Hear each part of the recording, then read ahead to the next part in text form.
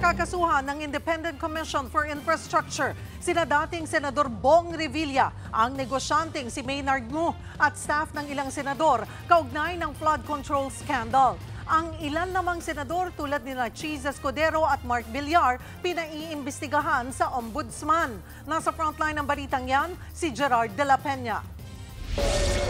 Nasangkot na noon sa pork barrel scam. Eto na naman ngayon si dating Senator Bong Revilla. Kasama siya sa inirekomenda ng Independent Commission for Infrastructure o ICI na kasuhan kaugnay ng flood control scandal. Bukod sa kanya, pinakakasuhan din ang negosyanteng si Maynard Ngu at iba pang staff ng mga senador. Posible silang maharap sa kasong direct or indirect bribery, corruption of public officials, plunder at kasong administratibo.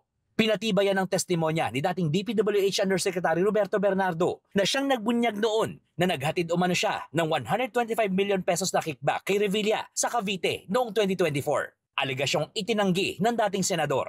Ayon naman sa tagapagsalita ni Revilla, hindi siya nabigyan ng pagkakataong magpaliwanag. Kapag daw sumalang na sa preliminary investigation sa Ombudsman si Revilla, handa siyang sagutin ang mga maling paratang. Wala pang tugon ng iba pang nasa listahan ng ICI. Pinaiimbestigahan din ng ICI sa Ombudsman sina Senator Cheese Escudero at Mark Villar at dating Senator Nancy Binay at Grace Poe. Idinawit sila ni Bernardo sa umano'y kickbacks. Pero ayon sa ICI, kulang pa ang testigo para makasuhan sila.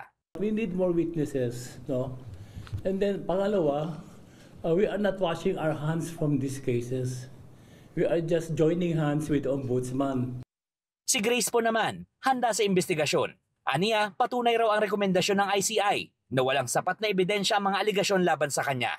Wala pang pahayag sina Escudero, Villar at Binay.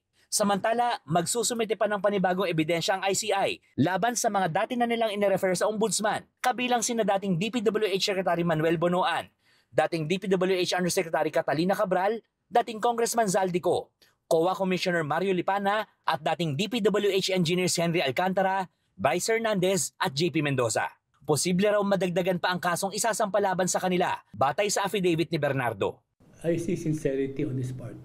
Nagpatuloy naman ang pagdinig ng ICI ngayong araw. Humarap kanina si Pasig Representative Roman Romulo pero humiling siya ng executive session. The disclosure of the information that will be provided by the good congressman at this point would potentially put the life and safety of an individual, particularly the good congressman's life and safety, in danger, Your Honors.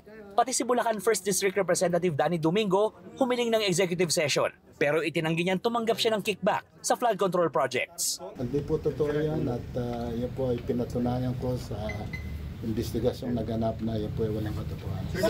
Sa mga pagdinig kahapon na ini-livestream ng ICI, mismong si ICI Chairman Andres Reyes Jr. ang nagsabing hindi siya pabor sa pagsasapubliko sa pagdinig. Pero hindi raw ibig sabihin nito na palaging papayagan ang executive session. There must be a reason for, for non-appearance. That's the right of a person.